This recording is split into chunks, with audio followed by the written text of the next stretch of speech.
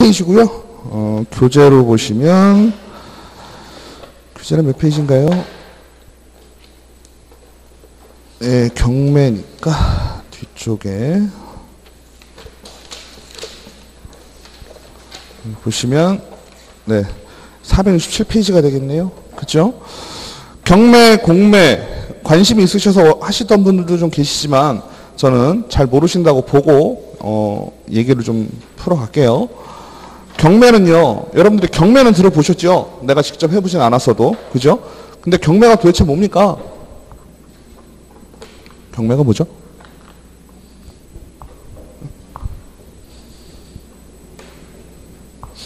경매요. 물건 사고 파는 거? 우리가 아는 경매야 어렵게 생각하지 마시고요. TV에 많이 나오는 경매는 뭐죠? K옥션 이런 데 있습니다. K옥션. K옥션이 뭐죠? 골동품 경매. 그죠? 그런 데 가면 종장 쫙 입고 아주 그냥 이지적으로 생긴 여자 없습니까? 없습니까? 막 이러죠? 그죠? 경매라는 건 뭔가요? 경쟁해서 매매하는 거잖아요. 그죠? 경쟁 매매입니다. 그러니까 서로 사겠다고, 그죠? 서로 사겠다고 막 경쟁을 하는 거예요. 그죠? 근데 경매의 형태는 보통 어떻습니까? 우리가 알고 있는 경매는 호가죠, 호가. 부르는 대로예요. 내가 팻말 드는 대로. 그죠? 맞죠? 그러니까 경매라는 건 매매의 한 방식이라고 보시면 되겠고요. 우리가 얘기하는 부동산 경매라는 건 뭐냐면 그 시스템을 조금 갖고 와서 부동산에 적용을 시킨 거예요. 그죠? 그러니까 시스템은 변하지 않는 게 부동산 자체도 어떻다는 얘기예요? 경쟁해서 매매하자는 얘기죠. 그죠? 근데 여러분들이 아는 골동품 경매 같은 경우는 호가라 그래서 호가 경매입니다. 부르는 대로예요. 그죠? 근데 여러분들이 경매를 암만 몰라도, 그죠? 부동산 경매를 암만 몰라도 어떻게 합니까? 어떻게 해요? 법원에 가서 뭐 봉투 같은 거 내고 뭐 이러는 것 같은 느낌 들지 않으세요? 아닌가? 그죠? 일정한 날에 가서, 그죠? 특별한 날에 가서 어때요? 특별한 날에 가서 내가 낙찰 받고 싶은 거, 그죠? 가격을 써내면 그 가격이 가장 높으면, 그죠? 경쟁에서 경쟁력이 가장 있다는 건 뭐예요? 법원에서 판단할 때는 그 가격이 제일 높은 거죠? 그러면 누군가에게 다 이익이 될 거 아니에요? 가장 높은 가격으로 낙찰을 받죠, 그죠? 그걸 우리가 부동산 경매라고 합니다. 그죠? 기본은 그거예요. 경매가. 그죠? 근데 우리가 부동산에 대해서 경매를 할 때는 일정한 날, 그죠? 일정한 기일이 됐을 때 가서 입찰을 하고 낙찰을 받죠? 그래서 걔를 뭐라고 부를까요? 기일에 입찰을 한다 해서 기일 입찰합니다. 그러면 거꾸로 기한 입찰도 있을 수 있겠죠. 기한 입찰은 뭘까요? 일정한 시간을 정해주는 거예요. 그죠? 언제까지? 예를 들어서 오늘부터 내일까지. 오늘부터 일주일 동안 입찰 볼 사람들 봐라. 이러는 거예요. 이런 건 뭐가 있냐면 건설공사 도급계약 이런 거 있죠. 그런 건 낙찰받는다 그래요. 우리 여기 아파트 막 들어와 있죠. 이 아파트 건설회사들 어떻게 했을까요? LH공사에서 딱 만들었죠. 토지 다 만들어놨을 거 아니에요. 그럼 여기다가 공동주택 부지로 만들어 놓고 여기다가 아파트 1000세대 칠 거예요 하면 그거 칠 시공사들이 어때요? 가격 다 넣겠죠. 걔네들은 기일 입찰이 아니고 기한 입찰이에요. 일정한 시간을 두고 일주일 동안 가격을 계속 써냅니다. 그럼 그 중에 보고 이제 제일 높은 가장 적절한 사람을 고르겠죠. 그러면 경매라는 말 자체는 시스템이, 그죠? 네? 이렇게 우리가 경쟁을 해가지고 뭔가를 매매한다라고 이해하시면 좀 편하겠죠. 그러면 다시 경매라고 했을 때 경매는 앞에 우리는 부동산이 붙죠. 부동산 경매다라고 하면 기본적으로 뭐하고 관련이 있나요? 우리가 잘 모르지만 법원하고 관련이 있는 것 같죠. 그죠? 부동산 경매 어디서 해요? 법원에서 하잖아요. 맞죠? 법원에서 부동산 경매를 합니다. 그러면 법적으로 지금 뭔가 이루어지고 있다. 이 정도는 이해가 되시죠? 그죠? 법적으로 뭔가가 이루어지고 있는 상황이에요. 맞죠? 그러면 경매에 들어간다. 기본적으로 부동산이 내 집이 경매에 들어간다. 이런 느낌이면 어때요? 아니면 저쪽 집 경매에 넘어갔대. 그 얘기를 듣는 순간 무슨 생각이 드세요? 이 건물이 경매에 넘어갔대. 그럼 무슨 생각이 드세요? 마음 한편이 짠하죠? 그죠? 마음 한편이 짠해요. 갑자기 짠해진다고 경매 들어갔다는 얘기만 들으면 왜 그럴까요? 우리는 뭔가를 뭐로 알고 있으니까. 경매라는 거요. 그렇게 나쁜 건 아니지만 우리가 부동산 경매에 들어갔다 그러면 마음이 짠해져요. 왜 그럴까요? 누군가가 그죠? 누군가가 채무 불이행을 했구나라고 생각이 드시죠? 너무 어려운 말 썼어요? 쉬운 말로 할까요? 쉬운 말로 뭐예요? 누가 돈 못 갚았나 봐. 누가 어려워졌나 봐. 사업에 실패했나 봐. 그죠? 이런 생각 드시잖아요. 맞죠? 다시 얘기하면 이제 입장을 좀 바꿔볼게요. 지금 제3자였고 내가 누군가한테 돈을 빌려줬어요. 돈을 빌려줬는데 그 사람을 믿어서 신용으로 빌려주면 좋겠지만 그러지 못했네요. 그죠? 그러지 못했기 때문에 뭘 했나요? 그 사람이 갖고 있는 재산에 대해서 내가 설정을 했습니다. 그죠? 그 사람이 아파트를 갖고 있어요. 5천만 원만 빌려달래요. 보니까 아파트가 깨끗하네요. 그죠? 그 아파트에 대해서 어떻게 합니까? 설정을 걸죠? 맞아요? 그럼 우리가 뭐라 그래요? 저당권 설정했다 그러죠? 아시죠? 저당권 설정했다 그래요. 그럼 근저당권은 뭐예요? 그는 대충 뭐 이런 뜻이에요. 즉 그는 한도만 정해놓은 거예요. 왜? 채무액이 변하니까. 쉽게 얘기하면 차 할부로 사시죠? 다들? 그죠? 신차 같은 경우는 저당권 설정 잘 안 해요. 그죠? 신차 같은 경우 등록증 보면 저당권 설정 잘 안 하거든요. 차의 동산에, 차는 준부동산이죠. 등기를 요하기 때문에 걷다가 뭘 할 수 있어요? 저당권 설정 가능해요. 그죠? 근데 중고차 사실 부적 있으시죠? 중고차 할부로 사면 어떻게 됩니까? 무조건 저당 걸어요. 저당을 거는데 저당권 설정을 하면 어떻게 되냐면 1,000만 원을 저당권을 걸었다. 내가 100만 원 갚았어요. 그럼 저당권 풀고 다시 900만 원 걸어야 되죠. 이해되세요? 저당권이라는 건 그 금액이 정해져 있잖아요. 그죠? 근데 근저당권이라는 건 뭐예요? 한도만 정해놓은 거예요. 한도 내에서. 즉, 여러분들 아파트는 보통 장기로 n분의 1, 그죠? 해서 내시죠? 원금 분할이나 원리금 균등상환이나 이렇게 하시잖아요. 그죠? 근데 예를 들어서 아파트에다가 저당권을 설정해 놓으면 내가 매달 돈을 원금하고 같이 갚고 있죠. 이자하고. 그러면 갖고 있으면 어떻게 됩니까? 내가 빌린 돈의 액수가 점점 줄어들죠. 그럼 매달 저당권 설정을 다시 해야 되는 불편함이 있다는 얘기죠. 그러니까 어떻게 합니까? 저당권 설정을 해놓으면 바꿔야 되지만 근저당권 설정을 해놓으면 어때요? 그 정도 한도 내에서는 왔다 갔다 할 수 있다예요. 이해가 되시죠? 그래서 저당권, 근저당권은 계속 갚는 거예요. 우리가 대출을 받아도 마이너스 통장 같은 거 만드셨다? 그러면 어때요? 근저당권 설정하셔요. 그러면 그 저당권이라는 건 지금 누구에게 걸은 거예요? 대상 부동산에 걸었죠. 맞죠? 그럼 여러분들이 누군가에게 돈을 빌렸어요. 신용으로 빌렸어요. 돈을 빌려줄 때는 누구 보고 빌려줘요? 친구한테 돈 빌려주셨잖아요. 200만 원, 300만 원, 500만 원, 1000만 원. 그죠? 친구한테 돈 빌려줄 땐 누구 보고 빌려줍니까? 사람 보고 빌려주죠. 그죠? 근데 은행에서 돈 빌려줄 땐 뭐 보고 빌려줍니까? 물건 보고 보여주시죠.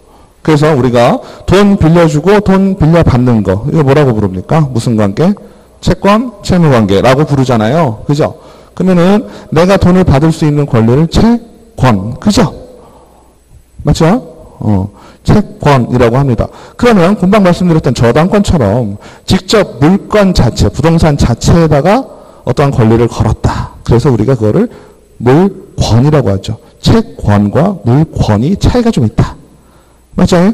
근데 한번 생각을 해보세요. 상식적으로. 제가 돈을 빌려드리고 돈을 빌려주셨어요. 그죠? 근데 사람을 보고 저는 핸드폰을 보고 빌려줬어요. 그죠? 그럼 둘이 경합을 하면 핸드폰은 누구한테 먼저 줘야 될까요? 저는 핸드폰에 저당권을 걸었어요. 그리고 돈을 빌려드렸어. 그리고 신용으로 빌려주셨어. 그죠? 시기상도 중요하겠지만 어때요? 제가 갖고 있는 건 핸드폰만 따신다면 사람에 대해서 다른 재산도 있으시잖아요. 그죠? 근데 제가 주장할 수 있는 부분은 뭘까요? 물권에 대한 거잖아요. 그죠? 근데 채권으로 빌려주신 분들은 어때요? 이분한테만 받으면 되는 거 아니야. 그죠? 그럼 이분이 책을 팔건 텀블러를 팔건 그죠? 팔아서 채권 회수만 하시면 되죠. 핸드폰도 들어갈 수는 있겠죠. 맞죠? 맞나요? 그러면 제가 물건을 갖고 있고 채권을 갖고 계시면 누가 더 우선한다라고 표현할 수 있을까요? 부동산에 대해서, 즉 핸드폰에 대해서는 물건이 더 채권보다 우선한다라는 표현이 이렇게 나올 수 있는 거죠. 맞죠? 그러면 지금 자 보세요. 저는 핸드폰에 대해서 저당을 설정을 했어요. 그죠? 그리고 돈을 빌려드렸는데 돈을 안 갚으시네요. 그럼 어떡할까요? 그죠? 핸드폰을 팔아서 갚게 해야 되겠죠? 핸드폰을 팔아서 갚게 해야 돼요. 근데 채권을 가지신 분은 어때요? 핸드폰이든 책이든 텀블러든 팔게 해야 되는 거죠? 그죠? 그러면 자, 이거 이해를 조금 잘 하셔야 되는 게, 저 같은 경우는 핸드폰에 저당권을 걸어놨다는 거는 이미 저기다 제가 침을 한번 발라놨다 이렇게 이해하실 수 있죠? 맞나요? 아니에요? 그죠? 제가 채권 해소를 못할 경우, 제가 갖고 있는 채권이잖아요. 그죠? 채권과 지금 저당권의 물건을 갖고 있는 거죠. 채권 해소를 못할 경우에는 핸드폰을 팔아서 하겠다라는 게 이미 기존에 어때요? 약정이 되어 있다고 볼 수도 있겠지요? 맞나요? 근데 신용으로 빌려주신 분들은 어때요? 알아서 죽었지 하고 있는 거죠. 그러면 알아서 죽었지 하는 분이 실질적으로 채권 해소가 잘 안 될라 그래. 그럼 어떻게 해야 되겠어요? 법원에 가서 제가 돈 안 갚아요 이렇게 얘기해야 되겠죠. 그럼 법원에서 뭐라 그럴까요? 그러면 네가 갖고 있는 재산 팔아서 해라 이렇게 할 수 있겠죠. 맞죠? 제가 핸드폰을 저당을 걸었다면 채권 해소가 제가 안 되면 어떡할까요? 그냥 핸드폰을 제가 팔자 이렇게 할 수 있겠죠. 이해되세요? 맞죠? 그러니까 물건을 갖고 있는 사람은 어때요? 그 물건에 대해서 제가 임의적으로, 그죠? 임의적으로 경매에 넘길 수가 있어요. 맞죠? 채권을 가지신 분은 어때요? 임의적으로 저 핸드폰을 경매에 넘길 수가 있어요? 없어요?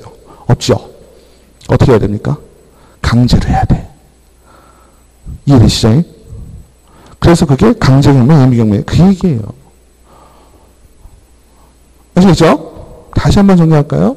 임의경매라는 건 임의적으로 내가 할 수 있다는 건 내가 거기에 침발 안 놨어. 권리가 있다는 뜻이에요. 그러니까 물건 가지고 계신 분들. 쉽게 얘기하면 뭐예요? 부동산 따지면 저당권, 근저당권, 전세권 이런 거 갖고 계신 분들. 그죠? 그럼 경매에 내가 임의적으로 신청할 수가 있는 거예요. 그죠? 근데 강제 경매를 한다는 얘기는 뭐냐면 채권 갖고 계신 분이 어떻게 해야 돼요? 어찌됐건 경매를 넣으려면 뭐가 있어야 될까요? 내가 권리를 주장을 할 수 있는 뭔가가 있어야 되겠죠? 그죠? 그러면 내가 돈을 빌려줘. 사람을 보고 돈을 빌려주셨잖아요. 빌려주신 거는 당사자끼리는 알죠? 당사자끼리는 알아요. 그죠? 당사자끼리는 알지만 다른 사람이 볼 때는 어때요? 너 그거 확실해? 이럴 수 있죠? 맞나요? 그러니까 누군가가 인정한 부분에 대해서, 그죠? 다른 누군가가 인정을 하게 되면 다른 사람이 봐도 어때요? 확실하게 채권 채무 관계가 있구나라는 거 알 수 있죠. 둘 사이에 약정할 수도 있죠. 뭐 하면 될까요? 공증하시면 돼요. 그죠? 채권 채무하시면서 공증 받으시면 어떻게 돼요? 법원의 판결 없이도 바로 경매에 집행하실 수가 있어요. 그죠? 아니면 어떻게 하면 될까요? 법원 판사가 둘 사이에 채권 채무가 있구나. 그죠? 확정 판결문이 있으면 경매에 집어넣을 수가 있어요. 즉 경매를 넣고 싶으면, 그죠? 내가 경매를, 저 핸드폰을 지금 이분 같은 경우 저 핸드폰을 경매에 넣어서 팔아서 내 채권을 해소하고 싶다라고 하면 경매를 집행할 수 있는 권리의 원인이 있어야 된다는 얘기죠. 그 원인이 뭐가 있냐면 법원에서 둘 사이에 채무관계가 있는 게 확실해 라고 하는 거죠. 그런 것들이 마련이 되면 나는 강제경매를 넣을 수 있다 이거죠. 그 그림이 그겁니다. 그죠? 어찌됐건 우리가 부동산 경매, 나는 아무 채권 채무 관계도 없는데 부동산 경매 넣을 수 있어요 없어요? 없겠죠? 예? 맞죠? 부동산 경매라는 거는 채권자가, 그죠? 자기의 채권을 회수하기 위해서 넣는 거니까 내가 만약에 경매를 하고 싶다 그러면 법원 경매가 아니라 다른 경매로 넣을 수는 있겠죠. 뭐 그런 시스템이 우리나라에 별로 없지만 예를 들어서 아파트 같은 경우 똑같은 뭐 푸르지오 아파트인데 푸르지오 아파트를 101동 1001호는 3억의 경매에 내놨다. 그러면 사람들이 입찰하겠죠. 그런 시스템이 마련되면 경매라는 시스템 자체는 이용할 수 있지만 지금 우리가 대부분 부동산 경매라고 얘기를 하는 것은 뭐예요? 마음이 짠한 상황이죠. 마음이 짠한 상황에서 누군가가 집행권한이 있는 누군가가 강제경매를 넣든지, 그죠? 저당권이나 담보물권을 가지고 있는 자가 임의경매를 넣든지 이렇게 경매를 진행을 하게 됩니다. 이해되시죠? 안 되시나요? 경매가 뭔지 알아야지 내용을 들어가지. 그렇잖아요. 그죠? 경매 자체가 뭔지도 모르고 그냥 경매인가 보다 이러면은 또 까먹어요. 그죠? 어찌됐건 지금 돈을 받을 사람이 경매에 지금 넣으려고 준비하고 있는 거죠. 자, 그러면 경매와 공매를 비교해보자. 경매는 지금 뭔가요? 누가 넣는 거예요? 경매는? 네? 돈을 받고 싶은 사람이 넣는 거죠. 맞아요? 근데 받고 싶은 사람이 누구예요?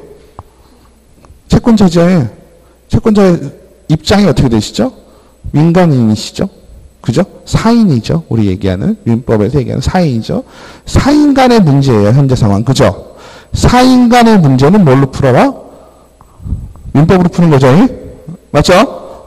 사인 간의 문제가 생겼을 때, 채권 채무 관계가 생겼을 때 민법으로 푸는데, 지금 경매라고 하는 것도 사인 간의 문제가 될 수 있다는 얘기죠. 그죠? 쉽게 얘기하면 뭐예요? 개인한테 돈 빌려주고, 은행한테 돈 빌려주고, 그죠? 못 받았어요. 은행한테 빌려주는 건 아니지. 은행이 돈 빌려주고, 개인이 돈 빌려주고, 못 받았어요. 이럴 경우는 뭐 넣는 거예요? 아파트 경매에 넣는 거고요. 쉽게 얘기하면, 나라에 세금을 안 냈네요. 예? 아파트 갖고 계시고 부동산 많은데, 세금 체납이 엄청나게 많아요. 그죠?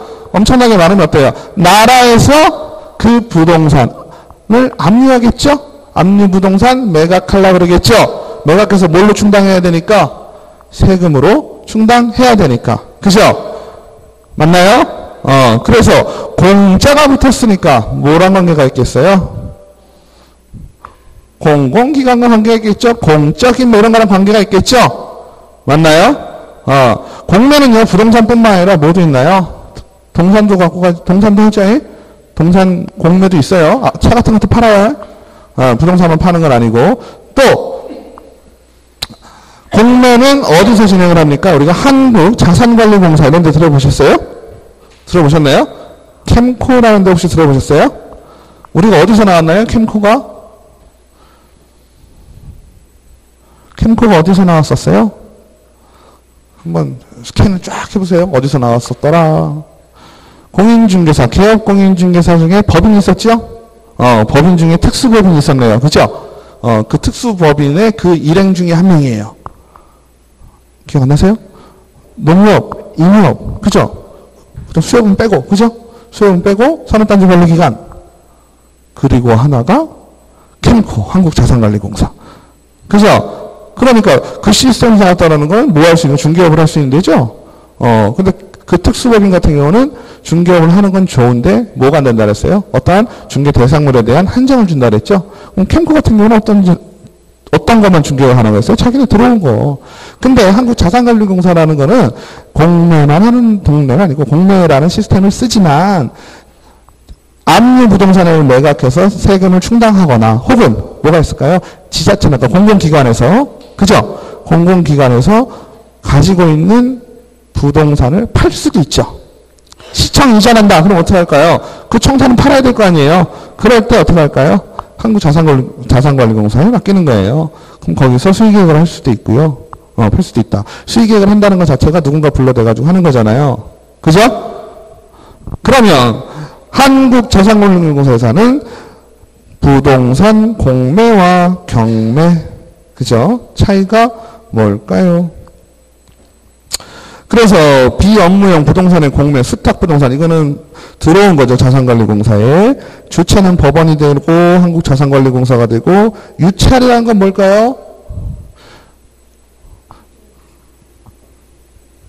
뭘까요?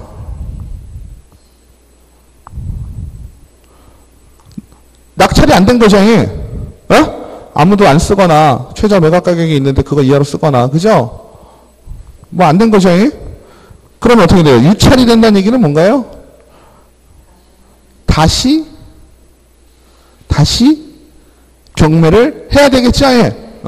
다시 경매를 합니다. 그래서 유찰이 돼서 다시 경매를 하면 어떻게 되는 거예요? 경매 자체가 새로운 경매가 되죠. 금액도 달라지고 그죠? 그래서 그걸 뭐라고 불러요? 새로운 경매, 신경매 그죠? 신경매라고 부르고요. 비슷한 아이가 뭐가 있냐면 예를 들어서 제가 1억 원에 낙찰이 됐잖아요. 1억 원에 낙찰이 됐는데 제가 보증금 알고 보니까 거기가 7천만 원이면 살 수 있는 데야. 그죠? 7천만 원이면 살 수 있는데 제가 뭔가 잘못 계산을 해가지고 거의 1억을 주고 낙찰을 받았어요. 아니면 실제로는 1억 2천인데요. 아파트 이런 경우는 진짜 경매에서 있을 수 많은데요. 실제 가격이 매매가가 1억 3천, 1억 2천에서 왔다 갔다 해요. 그래서 제가 1억을 썼는데 낙찰이 됐네요. 그럼 어때요? 좋지요. 대충 팔아도 1,000만 원은 남겠죠. 네? 그래서 좋아라 했는데 알고 보니까 어때요? 걸려있는 권리들이 엄청나게 많아요. 특히나 뭐 유치권 이런 것들. 유치권은 보이지 않는 권리인데 인수를 받아야 되거든요. 인수를 받는다는 건 유치권 물어줘야 되는 얘기예요. 쉽게. 유치권 5천만 원이에요.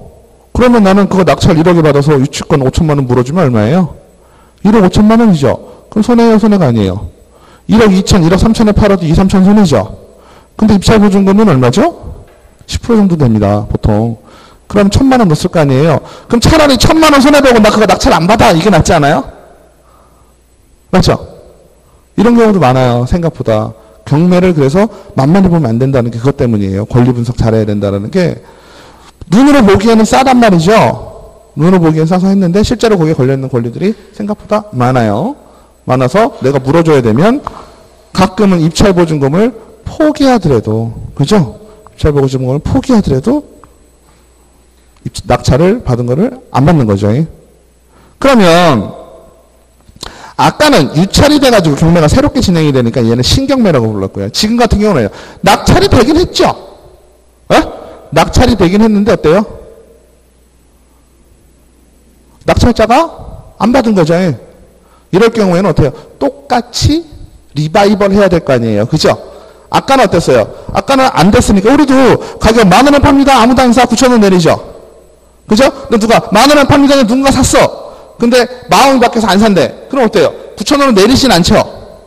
바로 어때요? 또 10,000원에 파는 거죠. 누군가 있을 거라고 생각을 하겠지. 맞아요? 그래서 걔를 재경매라고 합니다.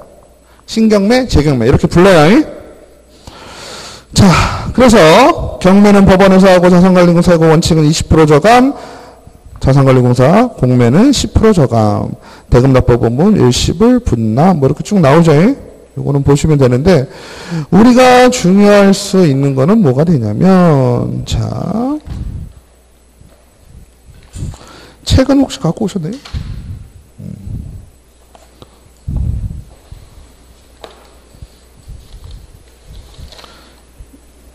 책 갖고 오셨나요? 안 갖고 오셨죠? 105페이지 보실게요. 매수 신청에 참여할 수 있는 자, 매수 신청에 참여할 수 있는 자 3번 나오죠? 지금 봐봐요. 이제 경매라는 것은 중개 대상물, 부동산에 대해서 그죠? 소유자가 있죠? 원래 그죠? 소유자가 있고 권리 관계를 갖고 있는 자가 있죠. 쉽게 얘기하면 뭐예요? 채권자죠. 맞아요? 채권자가 있고 또 이 안에 살고 있는 누가 있을 수 있을까요? 세입자가 있을 수 있죠. 맞죠? 이제 복잡해져요. 그 다음에 실제로 경매를 통해서 뭘 할 수 있어요? 경락자라는 사람이 생깁니다. 경락자는 뭐예요? 경매로 낙찰받은 자예요. 어려운 말이 아니고. 그죠? 경매로 낙찰받은 자, 경락자. 이런 각각의 권리관계가 생기죠. 대충 봐도 4명이죠. 그죠? 그러면 여러분들의 경매를 이해하고 계실 때 경매는 시스템이 어때요? 얘가 시작이 되겠죠. 자기가 경매에 소유자 자체가 경매에 넣을 수는 없을 거 아니에요. 그죠? 얘가 시작이 됩니다. 얘가 경매를 넣어버렸어요. 그죠? 경매를 넣는데 경매를 넣으면 제일 안타까운 사람은 누구죠? 얘가 안타깝기도 하지만요. 실제로 이 사람도 다 자기의 채권을 회수 못하는 경우도 생기죠. 그죠? 그 이 사람은 어쨌든 잘못을 했잖아요. 보는 관점에 따라 달라요. 예. 내가 소유자면 내가 제일 아쉬운 거고. 그죠? 내가 채권자면 어때요?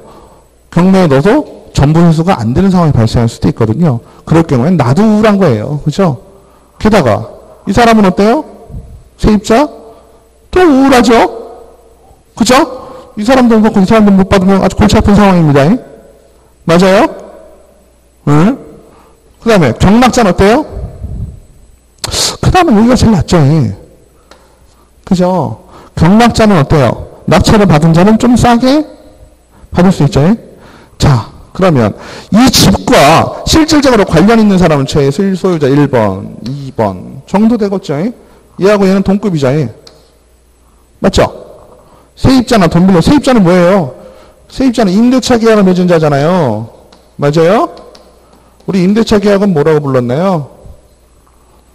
얘는 채권 계약이에요. 그죠? 채권 계약인데 우리가 뭐 해요? 뭐 이것저것 하죠. 전입하고, 그죠? 대항력 가지고. 맞아요? 점유하고 전입하면 대항력 가지고 플러스 확정 1차 받으면 우선 면제권 생기고 막 그러잖아요. 즉 채권을 뭘로 바꿔요? 물권화로 바꿔죠. 물권화가 됐으니까 채권 갖고 있는 사람하고 어때요? 저당권자하고 동급이 된다는 얘기죠. 맞죠? 그럼 얘는 뭉뚱그려서 볼게요. 그죠? 경매를 하다 보면 뒤에서 나오겠지만 제일 많이 나오는 말 제3자에게 대항할 수 없다라는 말 나옵니다. 제3자에게 대항할 수 없다. 제3자는 누가 될까요? 얘예요. 그죠? 그럼 1번, 2번, 3번 나왔죠? 맞아요? 자, 보시면 제3자는 누구예요? 경락자죠? 그러면 여러분들 잘 생각해 보세요. 소유자의 입장, 내가 빚을 3억을 줬는데요. 낙찰을 내 아파트를 2억 5천에 팔았어요. 그죠? 2억 5천에 낙찰이 되면 빚을 나한테 받아가야 될 사람이 얼마나를 갖고 와야 돼요? 3억 갖고 와야 되죠. 토탈 묶어서 편하게. 근데 5천만 원이 부족해요. 그럼 소유자 입장에서는 어때요? 5천만 원 부족한 건 어떡할까요? 그냥 퉁치고 끝날까요? 지금 말씀하시죠? 아닌가요? 뒤에서 말씀하시네요. 채권은 끝나질 않아요. 채권은 끝나질 않아요. 내가 빚 다 진 거 아파트 팔아서 그냥 퉁쳤으면 좋겠죠. 실제는 그렇게 안 되죠. 실제는 어떻게 됩니까? 5천만 원은 남아요. 또 갚아야 돼. 그죠? 그러면 낙찰 금액이 2.5억이다. 그죠? 얘네들 2억이고 전세 1억이에요. 그죠? 볼 수 있죠? 그러면 얘네들이 지지고 볶고 해봐야 2억 5천밖에 못 갖고 가죠. 실제로 따지면 2억 5천도 못 갖고 가죠. 뭐 세금 체납된 것도 있을 거고, 그죠? 경매 비용도 있을 거고. 아무튼 그거 다 제껴두고. 그러면 2억 5천을 낙찰을 받았으면 얘네들한테 받을 거란 얘기죠. 우리가 알고 있는 수준 여기까지죠. 맞죠? 낙찰 금액이 있으면 그거 알아서 먹는 거 아니에요. 그죠? 재밌는 건 뭘까요? 재밌는 건 가끔은 낙찰받은 경락자에게도 이 사람들이 돈을 달라고 할 수 있다라는 거예요. 그게 제3자에게 대항할 수 있다라는 능력이에요. 이건 무슨 얘기일까요?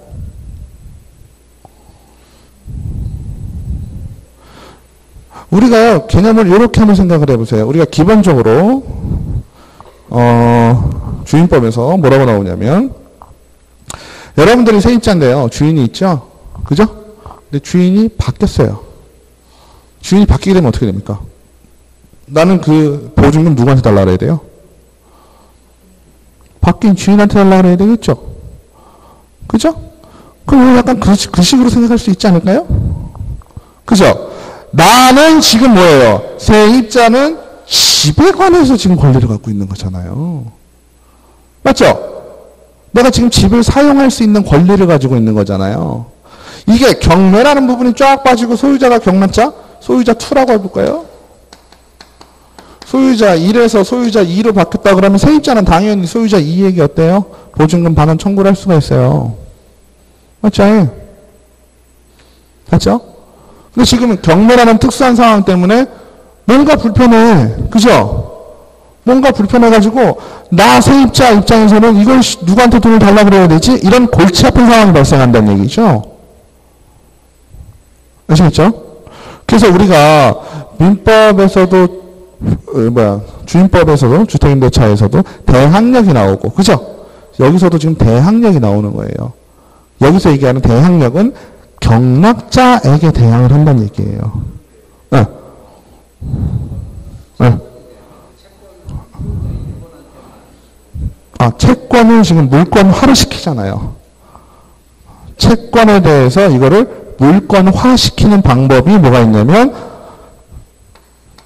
점유하시고 그죠? 전입하시고 확정일자를 받는 거예요. 그러면 얘하고 효력이 거진 비슷한 게 뭐가 돼요? 전세권 설정이 됩니다. 전세권하고 비슷해져요. 이 전세권은 뭐예요? 물권입니다. 물권에 대한 권리죠? 그죠? 전세권을 설정하잖아요. 맞죠? 그러니까 점유를 하고 전입을 하면 여기까지는 뭐가 생겨요? 대항력이 생겨요. 대항력이라는 건 뭐예요? 제3자에게 나의 권리를 주장할 수 있는 얘기예요. 그러니까 전입하시면 주인이 바뀌어도 소유자 2에게 어때요? 이건 지금 민법 얘기죠? 소유자 2에게 나 여기 임차권이 있습니다 라고 얘기할 수 있는 거죠. 근데 확정일자까지 받으면 뭐가 된다? 우선변제권이 생긴다 그래요. 이것 때문에 제가 지금 경매를 먼저 하는 거거든요. 우선변제권은 말 그대로 뭐예요? 누구보다 우선해서 받을 수 있다죠? 누구보다 우선해서 변제받을 수 있다는 얘기예요. 여기서 얘기하는 변제라는 거는 얘한테 받는 거예요? 아닙니다. 경락자가 부동산에 대해서 낙찰을 받으면요. 말소 기준 권리 밑에 있는 아이, 시간상으로 말소 기준 권리 밑에 있는 아이들의 모든 권리는 소멸이 돼요. 모든 권리가 소멸이 된다는 건 누구 입장이에요? 경락자의 입장이에요. 이게 무슨 얘기냐? 저당권이라는 건요, 말소 기준 권리입니다. 그죠? 근데 저당권이 1월 1일, 금저당권 1월 2일, 그죠? 전세권, 뭐 이렇게 있잖아요. 여기서 말소 기준 권리가 돼버리면요, 이 밑에 있는 사람 건 다 없어져요. 다 없어진다는 얘기는 얘한테 있어서. 경락자 입장에서 볼 때. 아시겠죠? 근데 저당권 위에 전세권이 있어요, 실제적으로. 이런 경우는 어떻게 되는 거예요? 말소 기준 권리가 여기까지죠? 말소 기준 권리가 여기면 밑에는 다 없어지는 건 똑같아요. 근데 얘는 살아나. 얘는 살아난다는 의미는 뭐예요? 경락자가 이 전세권을 책임져야 된다는 얘기예요. 그러면 여기 있는 전세권자는 아주 훌륭하죠. 대항력도 가지고 있고, 그죠? 대항력, 얘한테 경락자에게 대항력도 가지고 있고 우선변제권도 갖고 있어요. 우선변제권은 뭐예요? 어려운 말이 아니죠. 각각의 물건끼리 따졌을 때 날짜 선으로 봤을 때 먼저 걸어놓은 사람이 우선적으로 변제를 받을 수 있는 권리예요. 맞죠? 응? 그러면 이 상황이 됐을 때는 경락자 입장에서는 입찰에 들어갈 때 어때요? 말소 기준 권리를 찾아보고, 그죠? 그 위에 내가 전세권이 5천만 원이 있다라고 쳤을 때 이 아파트가 2.5억에 낙찰됐잖아요. 그죠? 그럼 이 사람은 실질적으로 얼마에 낙찰받은 거예요? 3억에 받은 거랑 똑같아요. 아시겠죠? 요 상황이 벌어진다는 얘기죠. 그래서 요거를 잘 하셔야 되는데 실질적으로 볼까요? 보통 저당권, 근저당권 이런 건 누가 걸어요? 아파트로 따지면. 은행에서 걸죠? 그죠? 은행에서 겁니다. 그럼 은행에서 걸을 때는 잘 보세요. 얘가 경락자에게 대항을 해서 달라 그러는지 아니면 우선변제권을 발동할지는 아무도 모르죠. 지 맘이거든요. 그죠? 우선변제권을 하면 얘가 1번이잖아요. 그러면 은행에서 저당권을 걸을 때 전세권이나 기타 물건이 있으면은 대출을 해주겠어요? 안 해주겠어요? 해줄 수도 있어요. 요 금액만큼만 빼고. 저거 같은 경우는 어때요? 3억짜리 아파트네요. 대충 봐도. 그죠? 3억 5천쯤 되겠죠? 그럼 보통 평균 2억 5천 정도에서 3억까지 대출이 나올 거예요. 근데 전세권이 5천만 원 있으면 어때요? 한 2억밖에 안 나온다는 얘기예요. 은행 입장에서는 그거 까고 줘야 돼. 뭐 말인지 아시죠? 그래서 기본적으로 우리가 많이 나오는 건 저당권입니다. 저당권이 말소기준 권리가 됐을 때 그 위에 있는 아이는 대항할 수 있다. 누구에게? 경락자에게. 그 밑에 있는 아이들은 아무도 대항을 못해요. 그러면 정상적인 상황이라면 전세권 여기 있을 리가 별로 없어요. 그죠? 전세권은 보통 밑에 있겠죠. 그러면 경락자에 대해서 밑에 있는 전세권들은 다 아웃이에요. 다 날아가요. 다 날아가지만 돈을 못 받는다는 의미는 아니죠. 그죠? 돈은 누구한테 받아야 돼요? 2억 5천. 그죠? 2억 5천 갖고 찢어먹자는 얘기예요. 그죠? 그럼 경락자는 머리가 시원해요? 안 시원해요? 시원하죠. 경락자는 돈 주고 자시고 할 게 없어요. 그러면 끝이에요. 경락자는 낙찰 받으면 순간 끝이야. 그래서 여러분들이 경매 시작할 때 제일 편한 게 어딜까요? 아파트예요. 아파트 경매하시기가 제일 좋아요. 문제도 없고요. 왜? 유치권이 있을 리도 만무하고요. 그죠? 유치권 뭐 인테리어 공사 하면 혹시 모를까? 있을 수도 있겠지만 유치권 별로 없고요. 저당권 아주 명확하고요. 그죠? 임차권도 아주 명확해요. 그죠? 그래서 아파트는요, 경매 들어가시기가 아주 수월하고요. 아파트 경매 낙찰률은 또 좋아요. 왜? 또 환경성이 그나마 부동산 정이 제일 좋죠? 금방금방 팔리죠? 그러니까 하는데, 자, 이제 세입자와 채권자, 이 둘 같은, 그죠? 같은 상황에서 이 돈을 어떻게 찢어먹느냐. 이게 중요하겠죠? 그걸 우리가 뭐라고 부를까요? 배당이라고 부릅니다. 배당. 그죠? 배당 받아야 될 거 아니에요. 이거는 결국 누구한테 왔어요? 경락자한테서 왔죠. 경락자한테서 와서 2억 5천만 원이 경락자한테서 왔습니다. 그러면 배당에는 두 가지가 있다고 보시면 돼요. 첫 번째는 먼저 순위가 있는 놈이 다 먹는 거예요. 자기가 먹을 만치. 그걸 뭐라고 불러요? 흡수배당 이렇게 부릅니다. 내가 먹을 만치 다 먹어야 돼. 그러면 순위를 따져보면 얘는 1월 5일이고 얘는 1월 7일이라고 할게요. 그죠? 그럼 누가 빨라요? 1월 5일이 빠르죠. 그럼 얘가 우선 변제권이야. 지금 얘 같은 경우는 저당권이죠. 저당권이고 얘는 전세권이에요. 둘이 똑같은 물건이거든요. 물건끼리는 무슨 배당을 하냐면 흡수배당을 합니다. 흡수배당을 한다는 얘기는 뭐예요? 얘가 먹을 거 다 먹고 나서 뭐 하는 거예요? 얘가 나머지 먹는 거예요. 아버지부터 먹고 아들 먹는 거예요.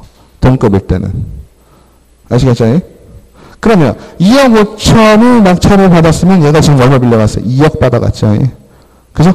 2억 빌려줬으니까. 그러면 2억 5천에 2억 받고 얘는 지금 얼마예요? 1억이잖아요. 전세금 1억이란 말이에요. 그럼 1억이면 나머지 금액이 얼마예요? 5천이죠? 5천만 원 갖고 가는 거예요. 아시겠죠? 네. 네.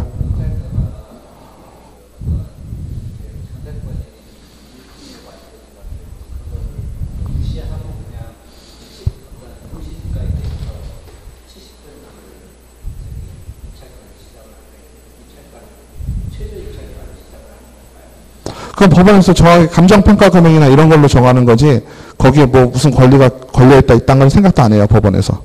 그냥 그 부동산에 대해서 감정평가 금액이 나옵니다. 근데 그거에 대해서 그걸 기준으로 해서 잡는 거지 여기 뭐 권리가 많이 가끔은요 실제 매매가가 뭐 보통 한 10억 하는데 대출이 20억 있는 건물도 가끔 있어요. 고려하지 않아요. 감정평가 금액만 고려합니다. 법원의 입장에서는 그죠? 법원은 솔직히 손해볼 게 전혀 없거든요. 단지 그 시스템 이용하게 해주고 그거에 대해서 뭐 받는 거예요? 수수료 받아요. 그죠?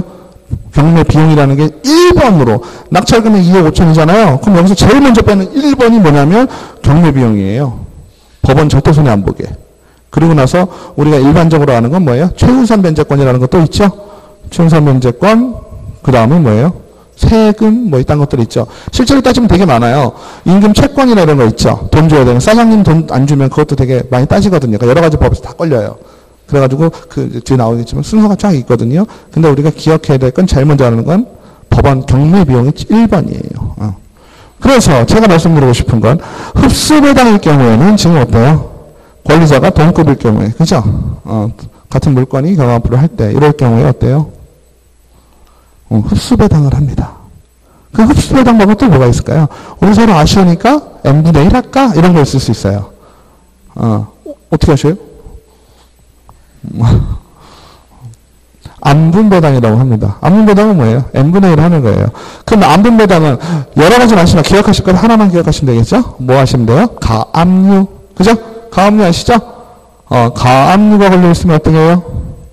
가압류 밑에 있는 아이들은 다 안분배당이에요. 그러면 그 시스템은 어떻게 되냐? 자, 안분배당을 하게 될 경우에는 예를 들어서 책을 보실까요? 책이 있지 않을까?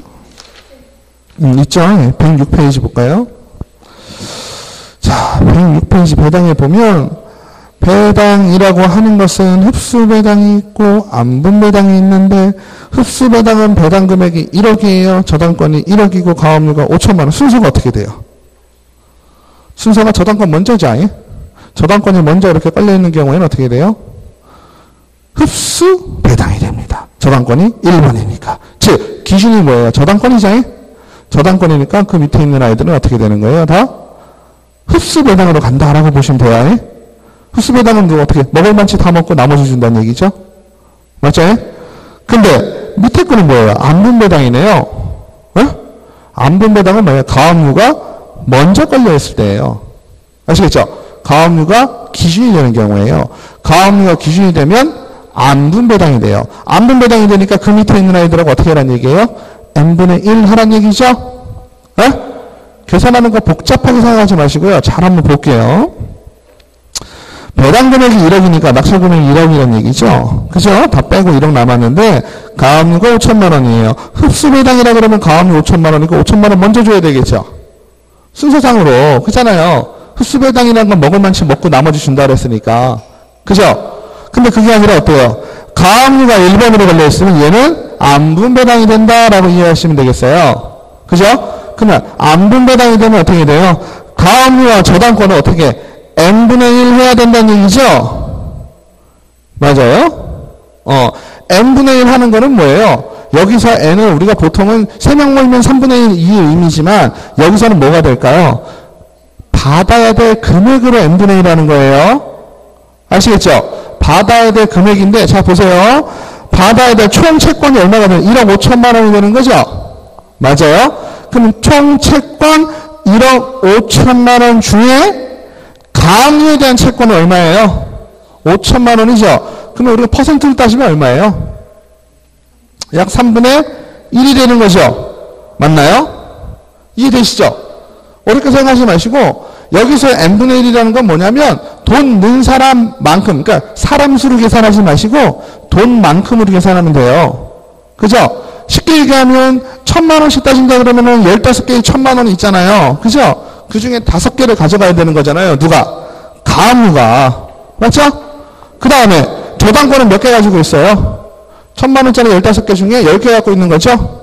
그럼 10개 많지만 갖고 가면 돼요. 근데 기준이 되는 건 얼마? 1억이죠. 그러니까 1억에 3분의 1은 가압류가 가져가고 3분의 2는 저당권이 가져가면 되겠죠? 이해되세요? 그죠? 흡수배당, 안분배당은 이해가 되시죠? 맞아요? 그러면 중요한 건 조금 더 까볼까요? 세 번째 거. 세 번째 건 어떻게 되어 있어요? 가압류가 3천만 원, 저당권이 3천만 원, 저당권이 4천만 원. 총 몇 명이에요? 1,000만 원짜리가 10개죠? 맞아요? 그러면 1번, 2번, 3번을 따져보면 가압류가 1번이죠? 가압류가 걸리면 무조건 뭐로 하셔라? 안분배당 하라 그랬죠? 그럼 n분의 1 해야 되니까 배당 금액이 5천만 원이네요. 그죠? 총 채권은 1억인데 배당 금액이 5천만 원이니까 마음이 아프네요. 그죠? 그러면 가압류가 3천만 원인데 흡수배당의 경우에는 가압류가 3천만 원 우선 갖고 나머지 또 가져가면 되는데 가압류는 안분배당 하라 그랬죠? 안분배당 하니까 n분의 1을 나눠야 돼요. 어떻게 나눌까요? 가압류 3천 10분의 3이죠? 30%네요. 그 5천만 원의 30%는 얼마예요? 5, 3, 15, 1,500만 원. 그죠? n분의 1 하기로 했으니까. 맞아요? 반밖에 못 갖고 가는 거죠? 토탈이 1억인데 지금 배당 금액은 반뿐이 안 되니까 n분의 1 하면 자기가 갖고 갈 몫의 반만 가져가잖아요. 맞아요? 거기까지 이해되시죠? 그럼 가압류는 3천만 원 가져가야 되는데 반만 가져가야 되잖아요. 맞죠? 그럼 얼마 가져가요? 500이죠? 맞아요? 이해되시죠? 전체가 얼마예요? 지금 받아야 될 돈이 얼마예요? 총 1억이죠? 3천, 4천, 4천. 맞아요? 근데 낙찰 금액은 얼마예요? 5천이죠? 그러니까 단순하게 생각하면 1억이 낙찰이 됐어야 우리 총 1억이니까 다 갖고 가고 싶은 만큼 갖고 가는데 반뿐이 안 됐으니까 어때요? n분의 1 한다 그러면 본인이 가져갈 거에 반밖에 못 갖고 가는 거잖아요. 맞죠? 그러니까 앞문에 해당하면 가압류 3천, 저당권 얼마? 두 번째 2번 저당권 3천에서 얼마? 1,500. 그 다음에 3번 저당권 4천에서 반 얼마? 2천. 그럼 1,500, 1,500, 2천 하면 총 5천만 원이네요. 맞나요? 이렇게 되면 안분배당이죠. 맞아요? 재밌는 건 뭐냐면 가압류가 1번이라서 기본적인 밑에 있는 아이들은 다 n분의 1을 간다라고 봐요. 근데 중요한 건 뭐냐면 1번 가압류 1,500만 원 가져갔죠. 그럼 3,500이 남았네요. 그럼 1,500은 2,000원 갖고 가면 서로 다 뭐 만족스럽진 않지만 다 먹고 사는 거잖아요. 중요한 건 금제단끼리 같은 아이죠. 같은 아이들끼리 붙으면 뭐가 된다 그랬어요? 흡수배당이 된다 그랬어. 이거 조심해야 돼. 그죠? 가압류와 다른 아이가 있으면 안분배당으로 두 개만 있으면 그냥 끝났잖아요. 근데 밑에 있을 때는 어때요? 또 따져봐야 된다는 얘기야. 또 따져보는데 지들끼리 어떻게 됐어요? 가압류 빼고 저당권이 먼저 나왔죠? 그럼 저당권은 어때요? 흡수배당을 해버려. 그러니까 어떻게 하겠어요? 가압류는 1,500만 원 갖고 나머지 3,500 있죠? 근데 두 번째는 얼마예요?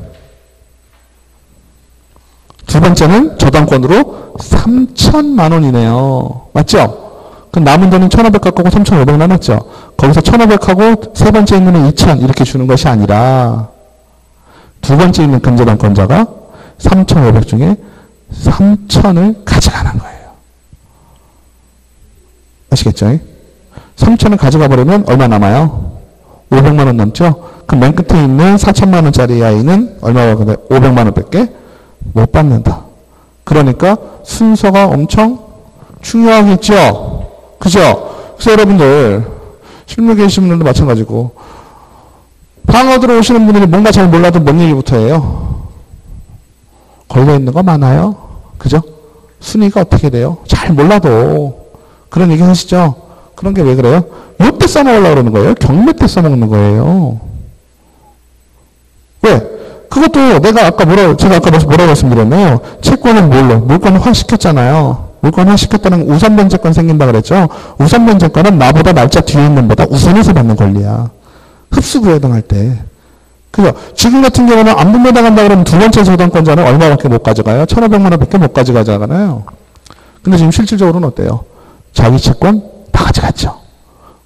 그죠? 상식적으로 따지면은 3,000, 난 두 번째고 위에 3천만 원 가져가고 나는 많이 갖고 가야 2천만 원 갖고 가겠구나 이럴 거 아니에요. 우리가 알고 있는 지식에 의하면. 그렇지 않아요? 흡수배당으로 개념으로 생각을 하면 그죠?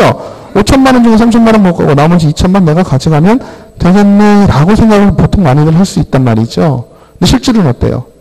근저당권자가 두 번째 근저당권자는 자기 거 다 챙겼죠. 그죠? 자, 그 다음에 107페이지는요. 첫 번째 저당권, 가압류, 저당권 이런 시스템이면 어떻게 될까요? 기준이 누구예요? 저당권이죠. 그럼 저당권은 무슨 배당? 흡수배당. 그러니까 볼 것 없이 첫 번째 저당권자는 얼마 가져가요? 2천만 원 가져가겠죠. 그 다음에 2번 가압류와 3번 저당권은 가압류가 나왔으니까 또 안분배당 들어가야 되겠죠. 그렇죠? 안분배당이니까 n분의 1이네요. 맞아요? 그러면 5천만 원 중에 2천만 원, 3천만 원 남았죠? 맞죠? 그럼 3천만 원 중에 몇 프로예요? 위에 건 빼고 생각해야지 이제는 2천만 원 벌써 가져가고 끝났으니까. 그죠? 그럼 3천만 원 가지고 5분의 1이네요. 5분의 1이니까 몇 프로예요? 20%죠? 맞아요? 2천만 원 빼면 채권이 1,000만 원, 4천만 원, 5천만 원이잖아요. 5천만 원 중에 내 몫은 1,000만 원이잖아요. 맞죠? 그러니까 5분의 1이잖아요. 5분의 1에 남은 금액 얼마? 3천만 원 남았죠? 곱하면 얼마예요? 600만 원. 그죠? 그럼 나머지 저당권자는 4천만 원에 남은 돈 더 가져가면 되겠죠? 그죠? 600 빼고 2,400. 그러니까 지금 이 네 가지 예를 들어보니까 어때요? 뭐만 조심하시면 되겠어요? 가압류가 시작하느냐, 저당권이 시작하느냐. 요거 조심하시면 되겠죠? 저당권이 시작하는 건 편하지. 우선 저당권 날려버리면 돼요. 걔 돈 물어주고 끝내요. 근데 그 저당권 다음에 가압류가 나오면 가압류가 나오는 순간부터 뭐 하시면 돼요? 안분배당 하시면 돼요. 이해되시죠?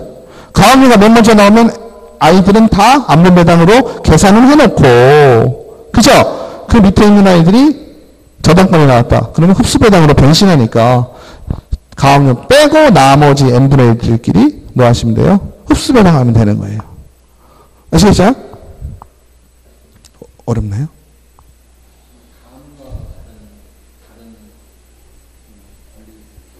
가압류가 그래요.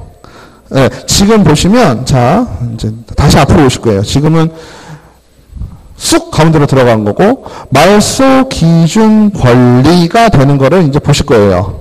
말소 기준 권리는 뭐예요? 저당권처럼 기준이 된다는 얘기죠? 그죠? 그러면, 자, 보실게요. 말소 기준 권리, 말소 기준 등기. 이 말소 기준 등기는 아까 말씀드렸던 그거죠. 자, 제3자에게 대항할 수 있는 라인을 결정해 주는 거거든요. 자, 보실게요. 아까 저당권이 걸려 있고요. 그죠? 은행에서 저당권을 걸고 위에 전세권이 있으면 어떻게 된다 그랬어요? 얘가 기준이 돼가지고 전세권이 사른다 그랬죠?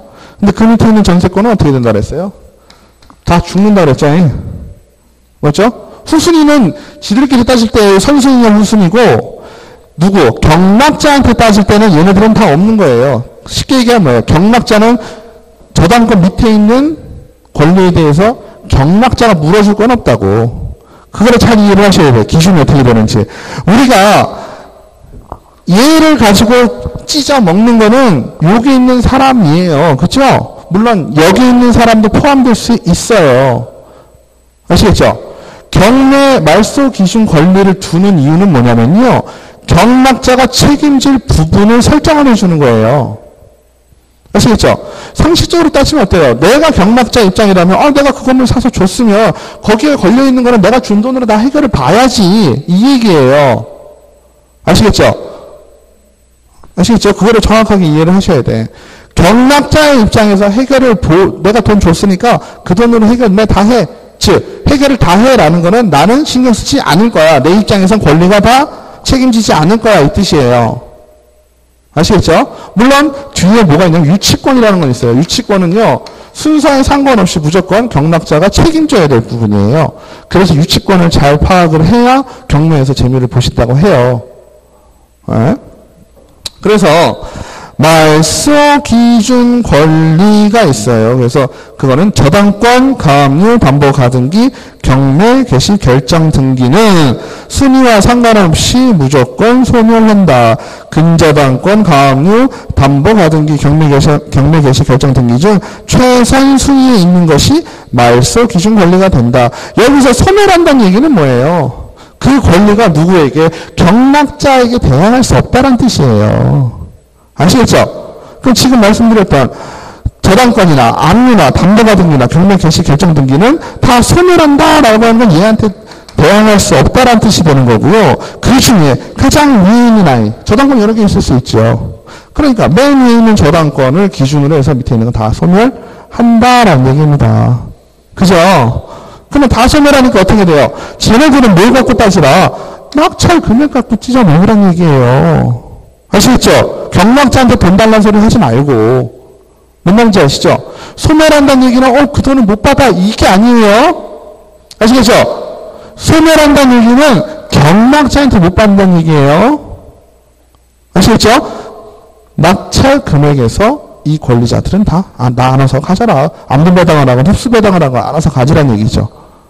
아시겠죠? 그래서 여기 저당권, 압류, 담보가 등기, 경매 결정 등기 네 가지 말소 기준 권리 중에서 압류, 가압류 같은 경우에만 아까 얘기했던 안분배당을 한다라고 얘기를 하는 거예요. 다른 건 다 흡수배당이고요. 흡수로 쭉쭉쭉. 그래서 말소 기준 권리보다 선순위. 자, 여기 저당권 나왔잖아요. 저당권을 포함한 이 밑에 있는 아이들은 다 경락자에게 대항할 수 없다. 다 소멸된다라고 했잖아요. 근데 얘보다 선순위인 용익물권은 뭐예요? 사용, 수익할 수 있는 권리잖아요. 그죠? 가처분 등기, 보전, 가등기, 환매 등기, 대항 요건을 갖춘 임차권은 인수된다. 이 표현이 중요한 거야. 인수된다는 얘기는 뭐예요? 경락자가 책임을 진다는 얘기예요. 이해 되시죠? 돌아가는 시스템이. 그죠? 소멸된다라고 하는 건 누구 기준이다? 경락자의 입장이다. 인수된다 하면 누구의 입장이다? 경락자의 입장이다. 그죠? 다 경락자의 입장에서. 맞죠? 그 다음에 최선 순위 전세권은 인수가 원칙이지만 인수가 원칙이라는 건 뭐예요? 최선 순위 저당권보다 위에 있는 전세권은 누구한테 돈 달라고 그래야 된다는 얘기예요? 경락자한테 달라고 그러는 게 원칙이지만 저당권이나 이 말소 기준 권리를 생각하지 않아도 어때요? 얘는 뭘 가지고 있어요? 우선 변제권을 갖고 있잖아요. 맞죠? 우선 변제권을 갖고 있으니까 어때요? 순위가 저당권보다 빠르죠. 그러면 은행에서 걸은 것보다 전세권을 먼저 물어줄 수 있다는 얘기예요. 2억 5천을 가지고. 맞죠? 그러니까 전세권 설정자, 최선 순위의 전세권 설정자는 고민을 해봤죠? 어떤 게 나을지. 그죠? 그래서 대항력을 통해서 경락자에게 달라고 그럴 수도 있고, 우선 변제권을 통해서 어때요? 배당을 할 수도 있겠죠. 맞죠? 선택하기 나름이에요. 그 다음에 최우선 변제권은 얘기가 좀 달라요. 최우선 변제권은 뭐예요? 이런 거와 상관없이 메뉴를 해주는 거죠. 그거는 이제 소액 임차 보증금에 대해서. 그 다음에 무조건 인수된다니까 누구의 입장에서? 경락자의 입장에서 인수돼야 되는 거. 우리는, 자, 보세요. 우리가 만약에 지금은 시험을 위해서 경매를 배우고 있지만, 우리가 실제로 나중에 경매로 돈을 좀 벌어보려고, 실제 내가 경매에 참여하고 싶다, 경락자가 되고 싶다, 이럴 경우에는 뭘 잘 봐야 되는 거예요? 인수가 되는 거와 소멸이 되는 거를 잘 보셔야 되는 거지. 그죠? 그게 물권 명세서를 보고 그런 걸 확인하는 것을 권리 분석이라고 하는 거예요. 별게 아니고. 아시겠죠? 그러면 무조건 인수되는 건 뭐예요? 유치권과 법정지상권은 말소 기준 권리보다 후순위에도 인수가 된다. 이 말이 이제 이해가 되시죠? 저당권보다 후순위에 있는 유치권이나 지상권은 법정지상권은 어떻게 된다는 얘기예요?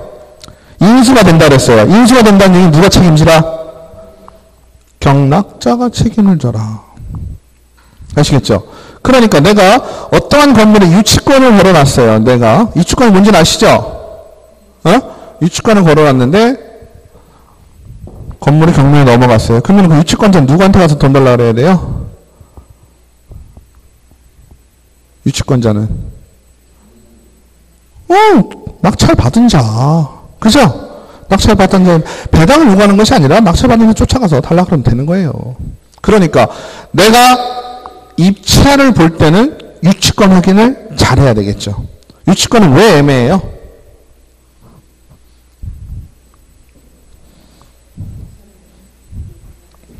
응? 그렇죠. 등기에는 공시되지 않아요. 공시되지 않아요. 공시되지 않는다는 얘기는 뭐예요? 서류만 보고 알 수가 없다는 뜻이에요. 그죠? 그러니까 우리가 경매의 기본은 뭐다? 내가 어떠한 물건을 보고 경매 공고를 보고 마음에 들어요. 무조건 쫓아가셔야죠. 그죠? 임장활동을 무조건 하셔야 돼요. 가서 따져보고 제일 중요한 건 그 동네 공인중개사 사무실 쫓아가는 겁니다. 그래서 그 동네 공인중개사 사무실 쫓아가서 시세도 알아야 되겠죠. 그죠? 감정평가 금액을 다 믿을 수 있는 건 아니잖아요. 시세하고는 다르니까. 시세도 알아야 되고, 어때요? 그 물건의 상태도 봐야 되고, 유치권이 걸려있는지 안 걸려있는지. 유치권은 어떻게 해야 돼요? 공시의 방법이 어떤 공시를 써요? 우리가 알고 있는 서류의 공시가 아니라 가서 써놓자니. 유치권 행사 중 빨간색으로. 왜 빨간색으로 써놓을까? 제일 잘 보이나? 그죠? 제일 잘 보이니까 맨날 유치권 행사 중은 빨간색이에요. 맞죠? 그래서 유치권과 법정지상권은 말소 기준법보다 후순위로도 인수가 되고 경매가 개시된 후 압류의 효력이 발생한 후 발생한 유치권은 인수되지 않는다. 이건 왜 그럴까요? 집주인, 이건 좀 머리를 쓴 거예요. 자, 보세요. 내가 소유권자예요. 그죠?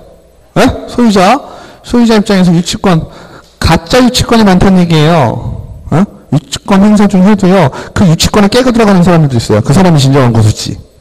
알아보니까 어때요? 유치권이 가짜야. 왜?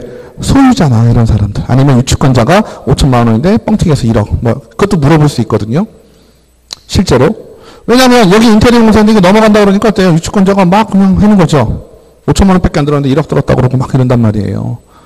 그죠? 그 실제 권리관계, 실제 유치권자의 그 진실성을 파악을 해야 된다는 얘기지. 그리고 어때요? 소유자가 제가 제 건물에 넘어가서 했는데 아, 좀 도와주세요. 유치권 좀 이럴 수 있겠죠. 짜고. 맞죠? 그래서 유치권을 잘 깨고 들어가야 경매를 잘 하시는 분이에요. 아무튼 그런데 경매 개시 결정이 나고 난 후에 유치권, 압류, 효력이 발생한 후 발생한 유치권은 인수되지 않고 유치권자는 매수인에게 유치권의 피담보 채권을 변제할 것을 직접 청구했었지만 자신의 채권이 변제될 때까지 그 인도를 거절할 수 있다. 인도를 거절한다는 얘기는 뭐예요? 유치권 행위 중이니까 점유하고 있어야 되는 거죠. 글씨 써놓는 이유가 뭐예요? 유치권은요, 점유로서 발생을 하거든요. 맞죠? 점유한다는 건 내가 거기를 어떻게 하는 거예요? 뭐 사용을 하든지 뭘 해야 되는 건데 그걸 못하니까 어떻게 하는 거예요? 써놓는 거죠. 내 집에 내가 낙서해놓은 걸 내가 쓸 수 있는 상황에 그죠? 낙서해놓는 건 문제가 안 되니까. 아시겠죠? 그래서 유치권이 어떻게 되는 거예요? 다 갚아지. 여기서 청구할 수 없다는 얘기는 뭐가 되는 거예요? 매수자에게, 경락자에게 청구해서 달라고 청구란 얘기는 법적으로 얘기하는 거예요. 그죠? 법적으로 청구할 수는 없지만 변제가 다 되기 전까지 인도를 거절할 수 있다는 게 결과적으로 뭔 얘기예요? 경락자는 그걸 갚아줘야지. 그죠? 갚아줘야 유치권을 해줘야 된다는 얘기죠. 이해되시죠? 그래서 지금 요약서에서는 이렇게 4페이지로 딱 끝나요. 경매가. 그죠? 경매가 별거 없이 나오는데 실질적으로는 그 교재에서는 조금 더 얘기를 하고 있거든요. 그래서 어디를 보실까 하면 475페이지를 보시면 좋은데 그죠? 책이 조금 없으셔서 지금은 정말 경매가 이제 큰 틀에서 그죠? 우리가 이제 경매라는 걸 잘 모른다는 가정 하에 말씀을 좀 드린 건데요. 경매 절차에서 보면 경매 신청, 경매 개시 결정, 배당의 요구 및 종기 결정 및 공고. 이건 뭘까요? 배당, 아까 안분배당, 흡수배당 했잖아요. 그러면 배당이라는 거는, 그죠? 누군가는 달라 그래야 되고요. 누군가는 달라 그러지 않아도 자동으로 준다 이거예요. 아시겠죠? 그러면은 471페이지 나오거든요. 배당 요구를 해야 하는 채권자, 배당 요구를 하지 않아도 되는 채권자가 있을 수 있다는 얘기예요. 그러면 기본적으로 경매를 누군가 신청을 했다는 얘기는 그 양반은 돈을 받고 싶은 거예요? 안 받고 싶은 거예요? 받고 싶으니까 신청을 했겠죠. 그 사람은 굳이 배당 요구라는 건 뭐예요? 나 돈 주시오 하는 거예요. 나 돈 주시오 하지 않아도 어때요? 당연히 배당에 들어가겠죠. 맞죠? 그 다음에 경매 개시 결정 등기. 경매 개시 결정 등기는 뭘까요? 여러분들 그런 시절 있을지 모르겠는데 등기부등본 떼보면요. 얘 경매 들어가고 있어요. 라고 하는 글씨가 써 있어요. 즉, 그 등기부등본을 보면 이 건물 지금 경매 중이네. 경매 들어갔네. 이렇게 알 수 있거든요. 등기라는 건 뭐예요?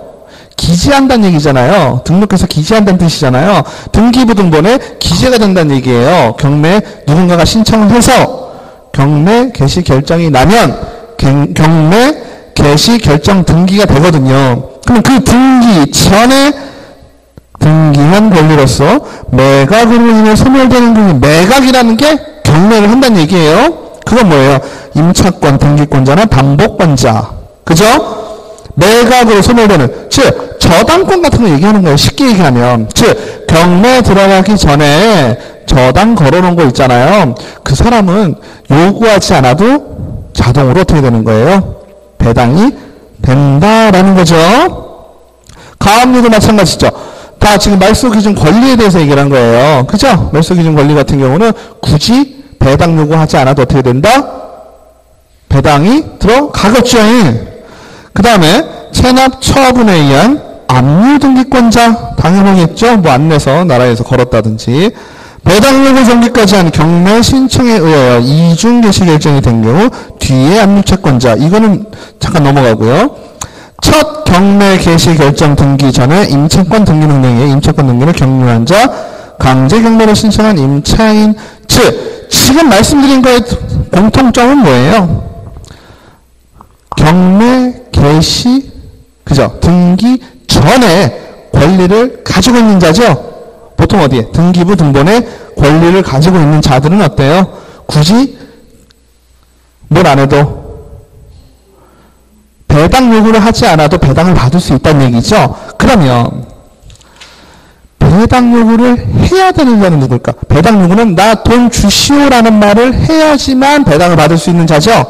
이런 자들은 어떤 자들이냐면 집행력 있는 정본을 가진 채권자. 집행력 있는 정본을 가진 채권이니까 물권에 대해서 있어요, 없어요?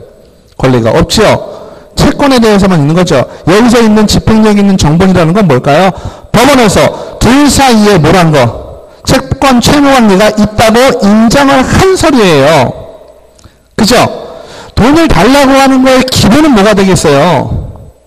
돈을 달라고 하는 기본은 누군가는 둘 사이에 어떤 관계가 있다라는 게 확실해져야 되잖아요. 우리 둘만 돈 관계 있다고 얘기하면 사람들이 믿지 않잖아요. 그걸 믿게 하려고 뭐라는 거니까 공증을 하잖아. 그래서 공증을 할 때 금액을 쓰는 게 있고 금액을 안 쓰는 경우가 있어요. 아세요? 잠깐 사이드로 빠지는데 우리가 공증을 하러 가시잖아요. 돈 빌려주고 공증하러 가시죠? 그럼 두 가지로 물어봐요. 금액 쓰실 거냐고 안 쓰실 거냐고. 그 뜻은 뭘까요?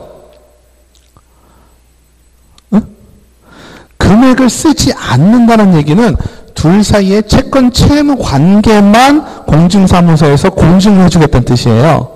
너네들이 채권 채무가 있구나라는 것만 인정을 해주는 거예요. 얼마인지는 몰라. 아시겠죠? 근데 우리가 둘 사이에 채권 채무 관계가 있는데 그 채권의 금액이 1억이야. 그것까지 같이 공증을 받을 수가 있어요. 그러면 공증을 받으면 장점이 뭐예요? 집행력 있는 정본이 되는 거예요, 걔가. 법원에 굳이 가지 않아도 쉽게 얘기하면 뭐예요? 그 공증 서류를 가지고 경매 개시 결정을 할 수 있다는 얘기지. 채권 가지고. 지금 집행력 있는 정본을 갖게 되는 채권자가 되는 거예요. 돈을 빌려주실 때. 아시겠죠? 근데 우리가 공증받으러 가면 그래요. 돈을 넣으면 금액에 따라서 공증료가 달라지거든. 그죠? 해보셨죠? 해보셨나요? 해보신 분은 빌려주셨죠? 네. 공증받으러 가면 금액에 따라서 공증료가 달라져요. 그러니까, 뭐, 이렇게 하면, 싸게 하려고 그러면 그 금액을 안 쓰거든요. 그럼 나중에 어떻게 해야 될까요? 금액에 대해서 또 확정 판결을 다시 받으셔야 돼.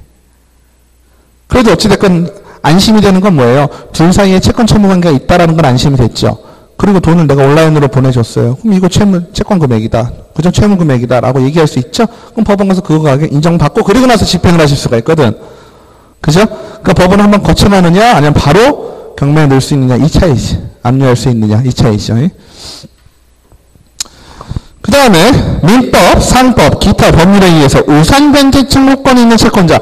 여기서 얘기하는 우선 변제권이 있는 채권자는 누가 돼요? 세입자 중에 확정일자 받은 사람들. 그죠? 다시 얘기하면 뭐예요? 확정일자 받은 세입자는 돈 달라고 울어야지 돈 줄 수 있다는 얘기예요. 아시겠죠? 아시겠죠? 확정일자 받은 세입자는 어때요? 우리 집, 내가 살고 있는 집 집주인이 경매에 넘어갔어. 그러면 배당 요구 종기일까지, 배당 요구를 할 수 있는 마지막 날까지 뭘 해야 된다? 배당 요구를 해야 내 돈을 받을 수 있다. 보증금 받을 수 있다라는 얘기입니다. 아시겠죠? 그래서 소액 임차인, 확정일자부 임차인. 그 얘기죠? 근로기준법에 의한 임금 채권자. 임금 채권자는 뭐라 그랬어요? 우리 사장님 집이 경매에 넘어가는데 내가 돈을 못 받았어요. 그죠? 그때는 뭐 하면 된다? 나도 배당료를 할 수 있다는 얘기예요. 내가 돈을 못 받은 직원이에요. 그죠? 우리 사장님이 망한 거지. 근데 사장님 집이 경매에 넘어간다는 소식을 들으면 가서 돈 달라고 그러면 달라는 거. 이건 무슨 법에 근거로 할까요? 노동법이겠죠? 예. 근로기준법이겠죠? 그 다음에 근로기준법에 임금 채권자, 상법에 의한 고용관계로 인한 채권이 있는 자, 경매 개시 결정 등기 이후에 가압류한 채권자, 국세 등의 교부 청구권자. 지금 얘 같은 경우는 그러니까 어때요? 자, 배당 요구를 하는 거와 배당 요구를 하지 않아도 되는 거에 큰 틀에서 보면 어때요? 경매개시 결정 등기라는 말이 좀 나오고요. 그죠?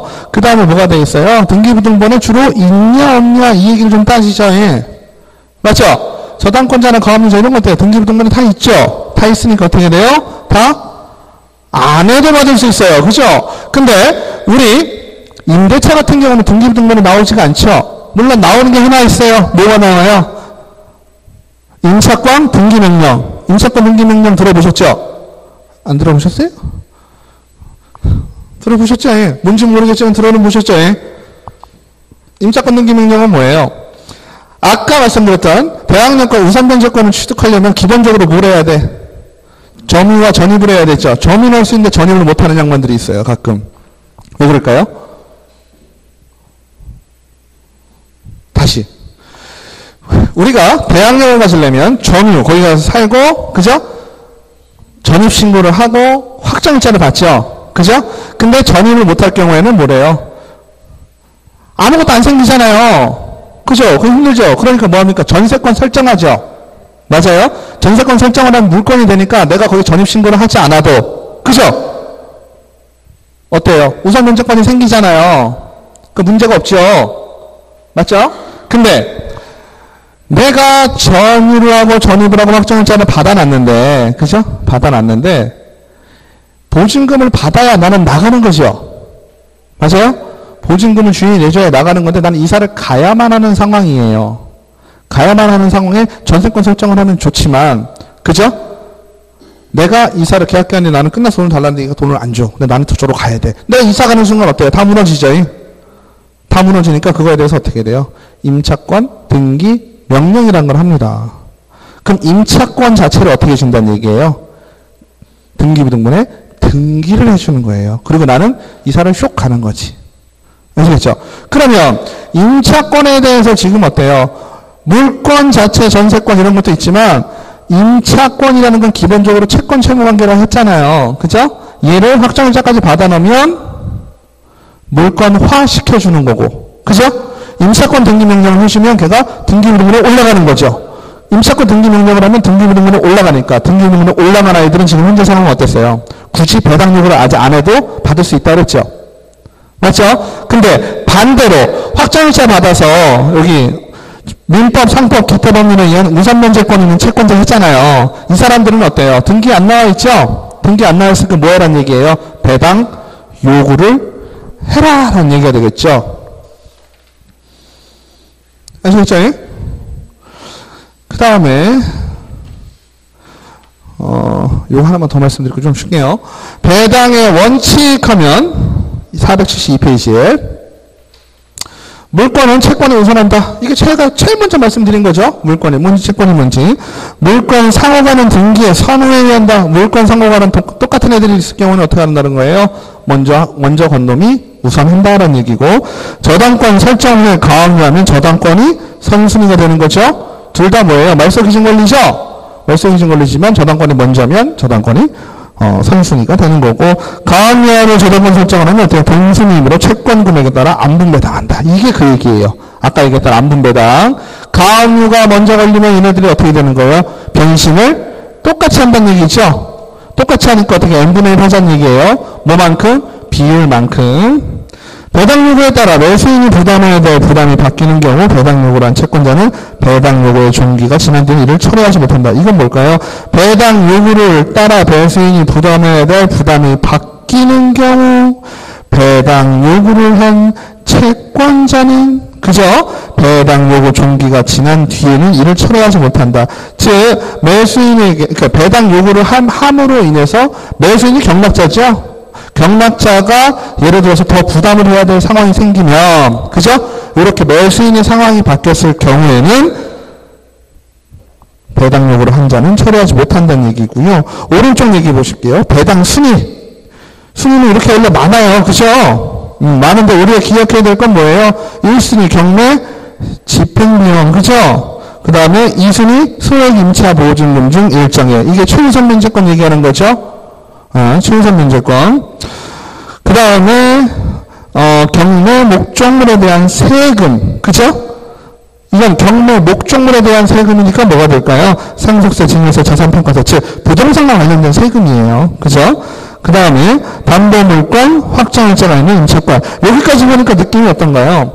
1번은 경매 자체, 그죠? 경매 자체에 스스로 비용이 될 거 아니에요. 왜냐면 이거 공고해야 되고 막 그러거든요. 예? 법원에서 공고가 나가고 막 경매를 알려야 되잖아요. 그럼 그 비용도 만만치 않단 말이에요. 그러면 그 비용은 첫 번째로 낙찰 금액이 나오면 걔부터 우선 하는 거예요. 그럼 법원에 손해 볼 일은 전혀 없겠죠. 그건 크진 않을 테니까. 그러면 경매 집행하는데 비용이 들고요. 그 다음은 어려운 사람들 도와주자. 최우선 면제권. 그죠? 그 다음에 임금이 동급인데 최우선 면제권이 가는 거고, 그 다음은 그 물건에 세금 있죠? 나라부터 가는 겁니다. 그러니까 세금이 누구보다 먼저예요? 담보물권 확정일자 있는 임차권보다 문제고, 그 다음에 임금 채권, 등기된 권리보다 납기 법정에서 늦은 국세, 지방세 등의 조세, 의료보험료, 국민연금보험료, 그 다음에 일반 채권 이렇게 가는데, 우리가 기억해야 될 건 경매비용, 그죠? 경매비용이 1번, 최우선 면제권, 그 다음에 그 물건에 대한 세금, 그리고 나서 이제 우리가 아는 것들이 나온다. 라고 이해를 하시면 되겠습니다. 좀 쉬었다 가시죠. 너무 길